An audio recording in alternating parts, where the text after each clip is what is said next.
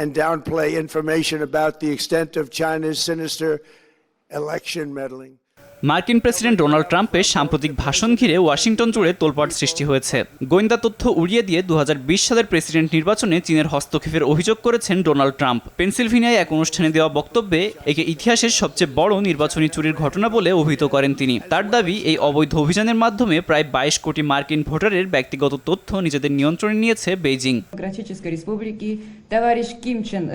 চীনের পাশাপাশি অন্যান্য দেশের বিরুদ্ধেও অভিযোগের আগল তুলেছে ট্রাম্প। মার্কিন নির্বাচনী ব্যবস্থায় রাশিয়া, ইরান ও উত্তর কোরিয়ার মতো দেশগুলোর অনুপ্রবেশের সক্ষমতাও রয়েছে বলে উল্লেখ করেন তিনি। স্যান্ডেলিনা সো, রূপচর্চায় আভিজাত্য। একই সাথে ডেমোক্রেটদের তীব্র সমালোচনা করে ট্রাম্প তার বহুল আলোচিত সেভ অ্যাক্ট বা কড়া ভোটার আইডি বিল পাশের জন্য আইন প্রণেতাদের প্রতি আহ্বান জানান। নিজ দেশের গোয়েন্দা সংস্থা ও আমলাতন্ত্রের একাংশকে ডিপ স্টেট বা শ্যাডো গভর্নমেন্ট আখ্যা দিয়ে ট্রাম্প অভিযোগ করেন, তারা জেনে শুনেই চীনের এই হস্তক্ষেপের তথ্য এতদিন মার্কিন জনগণের কাছ থেকে লুকিয়ে রেখেছিল।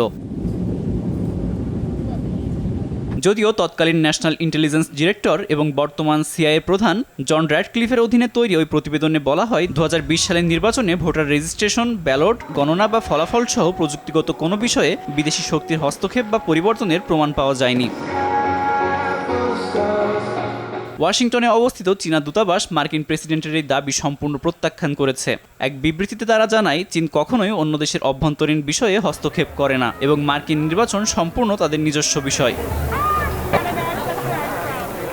নিন্দা জানিয়েছে ডেমোক্রেটরাও। ট্রাম্পের এমন বক্তব্যকে আসন্ন 2026 সালের মধ্যবর্তী নির্বাচনকে বিতর্কিত করা এবং ভোটারদের মধ্যে অবিশ্বাস তৈরির একটি পরিকল্পিত রাজনৈতিক কৌশল হিসেবে অভিযোগ করেছেন তারা।